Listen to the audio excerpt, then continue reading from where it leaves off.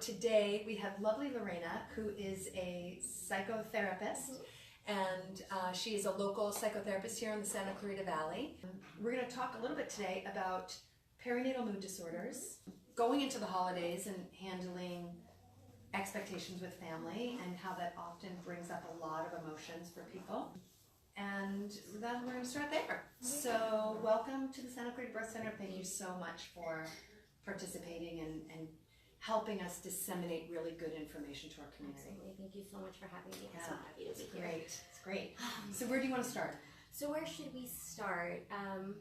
I think getting the perinatal mood and anxiety disorders out of the way is a good place to start. Part of my practice here in Santa Clarita is working with women and families that are in that perinatal phase. Perinatal phase is, can you explain what we're talking about? Yes, absolutely. So the perinatal time frame is from preconception through pregnancy and 1 year postpartum. And I focus on perinatal mood and anxiety disorders during that time frame, which are mental health conditions such as postpartum depression, postpartum anxiety, that can affect a woman and a family during that time frame. I have a question. So you said from preconception to 1 year postpartum. 1 year postpartum. But many women are identifying postpartum depression close to that 1 year and beyond that 1 year mark. Absolutely, and so that's exactly what we are noticing in our community, that it doesn't just stop after that 1 year postpartum. And most of the time, many of us are not seeing women and families in our private practice or get help until that 1 year postpartum or after. Or after. I know for myself personally, I had, and I've shared before on Facebook, I had a pretty significant postpartum experience the first time. And with my second, I didn't so much, but then I didn't start doing any kind of therapy work until my youngest was over the age of 1. And then I finally was starting to find my legs a little bit as a parent and realizing, like, wait a minute, I'm not optimizing my emotional well-being. So how can I improve on my emotional well-being? I was sort of out of the crisis is what I thought. Is that right? And that's absolutely what a lot of people say, and that's actually what happened to me too. I also experienced postpartum depression and postpartum anxiety, and I didn't get help till after that 1 year. Right. Because it takes a year just to figure out how to parent, Oh, right? It takes a year to figure out, oh gosh, I don't think this is just tired from being a new mom. I don't think this is just hormones of breastfeeding and... Or the adjustment, or I think so much of what I hear in my experience was I didn't quite know what was normal. What was right, normal? we don't know what's normal because we also aren't getting together with other women physically and laying eyes on each other anymore. And there's also birth trauma. That's a very significant thing. You know, you plan for a type of birth, and then the birth doesn't necessarily go the way that you had hoped and planned, and it takes a different route. And then there's trauma around that as well. Yeah, absolutely. And that's actually one of the risk factors for possibly developing a PMAD or a perinatal mood and anxiety disorder. So what we know is that perinatal mood and anxiety disorders are really common. 1 in 7 women experience a PMAD. Here in California, 1 in 7. And here in California, it's as high as 1 in 5. Wow. So it's really common.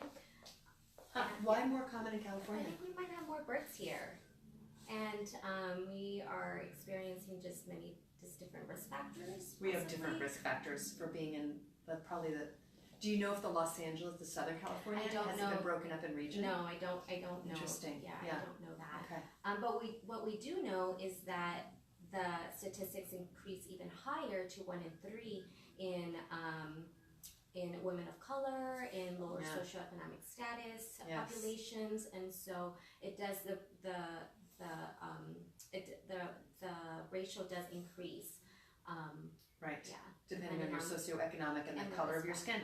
And the risk factors, yes, absolutely. Okay. And trauma, so going back to that trauma is a risk factor. So if a woman experiences trauma, that is a risk factor and something to take into consideration in regards to how it can impact our emotional health. Right. Do you think part of the trauma is, and I just thought of this, like so many women, we have a 33% C-section rate, And part of our culture just says, oh, you're fine, you just had a C-section. And then there's not a lot of recognition for the fact that you just had this major abdominal surgery, and maybe that wasn't your plan. But there's not a lot of support in the community for saying, well, I'm sorry your birth didn't go the way you wanted. But what we hear a lot is, oh, well, at least you have a healthy baby. Yep.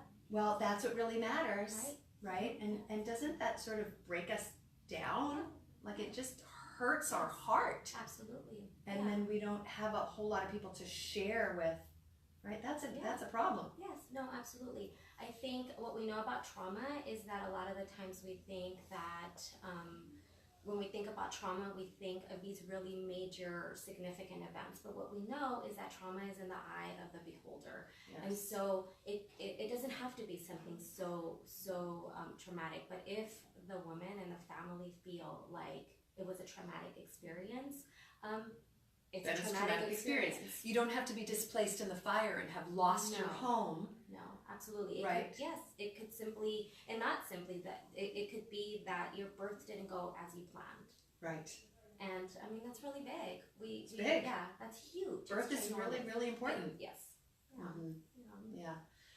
So speaking of that, and then having PMAD, is that what you call it? PMAD. So perinatal mood and anxiety disorder. Right, is the umbrella term. Yeah, so this PMAD, and now going into the holidays, and you might be suffering from some mood disorder that perhaps you don't want to share with your family members. Maybe mood disorders aren't really appropriate in your family. I mean, there are certain certain people, there's a stigma. There's so much stigma. There is so much stigma in general with mental health, even more so in motherhood.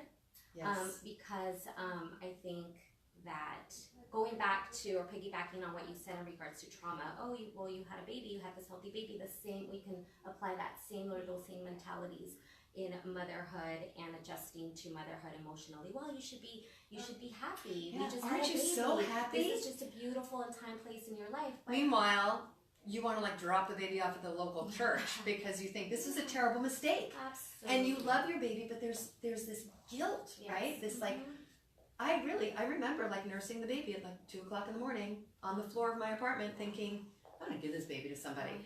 But then terribly guilty for having the thought. Absolutely. Mm-hmm. Yeah. It's a lot of mixed emotions. Lots of mixed emotions, a roller coaster of emotions, absolutely. Yeah. And now we're going into the holidays. The holidays, yes. Which is a thing all on its own. Yeah. Right? Expectations, babies first. Right. In different family dynamics, the role that we play in our families often impacts our emotional health. Yeah. So going into the holidays, so whether we have a PMAD or not, I think that going into the holidays can be a really stressful time, and it can really impact our emotional health. Yeah. So I think one of the biggest things to think about is taking care of yourself. Okay. So we hear that all the time. You need to take care of yourself. What are you doing for self-care? Which is vague. So absolutely. What can we give our families some really concrete, what does that mean? How do you, obviously this is not a therapy session for everybody out there in Facebook world, but some just really clear, concise tips on how to do it. Yes. So you are so right about this, and I love that we're bringing this up, because what is self-care? Self-care isn't just a bubble bath. Self-care isn't just having chocolate cake. And getting a manicure. Some of that works. Sometimes that works. Coffee Haagen-Dazs ice cream is one of my favorite self-cares. Yes. And then I feel terrible after I do it. For a number of reasons. But anyway. But self-care is what is going to fill your cup during that day. What is going to make you fulfilled?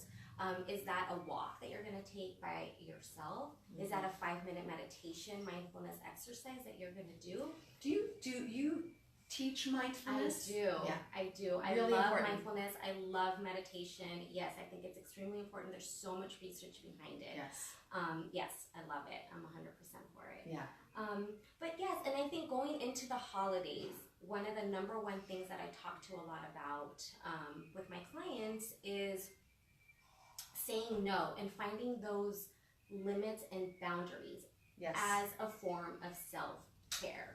Yes. So what do you need to say no to so you are feeling energized, so you are feeling replenished, so you are feeling fulfilled. So not allowing our guilt to continue driving us. Okay, so we are, going to the holidays and our partner's family wants to see us and our family wants to see us and the baby naps between, 9 a.m. and 11 a.m. But we're going to do dinner at my mom's house at whatever. We're going to have brunch, but it's not the baby's nap time. Yeah. And then your partner's family wants to see your Yeah. baby. And so you have to be able to really say, I'm not available between this time and this time. Absolutely. We're going to do maybe one family this year. Yes. And then the next holiday, the other Yes. family, and be okay with those boundaries. Yes. And then our families guilt us. Uh-huh. Yeah. Well, is that right? Or we feel guilted. Right. Yeah. Well, no, right. So these are our own feelings. And I like Yes. that you bring this up because I Yeah. always tell people, you own your own guilt. It is Right. yours. Right. People don't make us feel anything. We make ourselves. We own Right. our feelings. So it's important to recognize, well, how am I feeling? And can I change this feeling? Is there something that I can do to change this? How am I thinking about this? Right. You can't make me feel guilty. You can say something and I can have a sense of guilt around that. Yes. But then I can say, Lorena, I'm sorry, that doesn't work for me. Right. My kid is doing X, Y, and Z, and I just can't accommodate that today. I'm sorry if that's not satisfactory to you, and I'm really sorry that hurts your feelings, Yeah. but I gotta draw the line. Absolutely. Easy to say sitting here on the couch. I know. And my family's on the East Coast. It's really hard to say no. It is It's really hard. hard to say no, but I think that's one of the major things that we can do around the holidays is figuring out what we can say no to, Mhm. and also sitting down with our partner and figuring out what we want to do as a It's a family. family. And always remembering that nothing is written in stone and nothing is permanent. Just because we're choosing to do something differently this year doesn't mean that it's going to be that way next year and the following years. Right. And then financially, it can be a real burden around the holidays too. So really coming up with a really clear budget. Yes. And also, I don't know, I wouldn't go on Pinterest around the holidays if I were you, because those little chocolate pretzel things that look super easy, and you can make little reindeers with the pretzels, and you can do all those like super crafty mom things. I don't know, they never look the same on Pinterest as when they come out of my kitchen. And then I'm completely stressed out, and I don't know, I think it's a recipe for failure. Right. Yeah.